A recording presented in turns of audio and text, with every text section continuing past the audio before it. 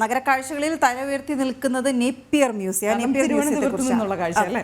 തിരക്കിട്ട നേരത്ത് ഒരല്പം വിശ്രമിക്കാനും സമയം ചെലവഴിക്കാനും നഗരത്തിലെ തണലിടം. കേരളത്തിന്റെ സംസ്കാരത്തെയും പൈതൃകത്തെയും ഉണർത്തുന്ന നേപ്പിയർ മ്യൂസിയത്തിന്റെ കാഴ്ചകളിലേക്ക് പോയി നമുക്ക് വാർത്തകളിലേക്ക് വരാം.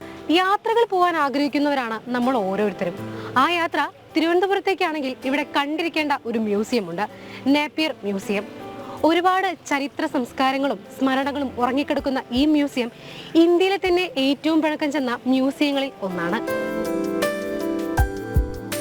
തിരുവനന്തപുരം നഗരഹൃദയത്തിൽ സ്ഥിതി ചെയ്യുന്ന നേപ്പിയർ മ്യൂസിയം 19ാം നൂറ്റാണ്ടിലാണ് പണി കഴിപ്പിച്ചത്. ഇന്ത്യയിലെ തന്നെ ഏറ്റവും പഴക്കം കൂടിയ മ്യൂസിയങ്ങളിൽ ഒന്നാണിത്. ചരിത്ര പ്രാധാന്യമുള്ള പുരാതന ഓട്ടുപ്രതിമകൾ, ആഭരണങ്ങൾ, രാജകീയ രഥം, ആനക്കൊമ്പിൽ തീർത്ത ശില്പങ്ങൾ തുടങ്ങിയവ ഇവിടെ സൂക്ഷിച്ചിട്ടുണ്ട്. ചൈനീസ്, മുഗൾ, കേരളീയ വാസ്തുശില്പകല എന്നിവയുടെ സംയുക്ത നിർമ്മിതിയാണ് ഈ മ്യൂസിയം. പഴമയുടെ കഥ പറയുന്ന 550-ലേറെ വസ്തുക്കൾ ഇവിടെ സൂക്ഷിച്ചിട്ടുണ്ട്. ചരിത്രാതീത കാലത്തെ ഹാരപ്പൻ സംസ്കാരത്തിന്റെ പകർപ്പുകൾ അതീവ ശ്രദ്ധയോടെയാണ് ഇവിടെ സൂക്ഷിച്ചിട്ടുള്ളത്. സ്വാതന്ത്ര്യ സമരത്തിന്റെ ആദ്യ നായകരിൽ പ്രമുഖനായിരുന്ന വേലുത്തമ്പി ദളവയുടെ വാൾ മറ്റൊരു പ്രധാന ആകർഷണമാണ്. വേലുത്തമ്പി ദളവയുടെ ഉടവാൾ 1957 ഓഗസ്റ്റിൽ ഇന്ത്യയുടെ ആദ്യ രാഷ്ട്രപതിയായ ഡോക്ടർ രാജേന്ദ്ര പ്രസാദിന് കൈമാറിയിരുന്നു.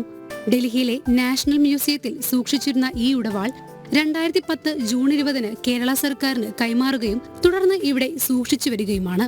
ചോള, ചേര, വിജയനഗര കാലത്തെ നാണയങ്ങളും വിദേശ രാജ്യങ്ങളായ റോമ, Danish, Persia, China, Turkey, Dutch എന്നിവിടങ്ങളിലെ പുരാതന നാണയങ്ങളടക്കം 9 പ്രധാന വിഭാഗങ്ങളിലായി 5480 നാണയ ശേഖരങ്ങളും ഇവിടെയുണ്ട്.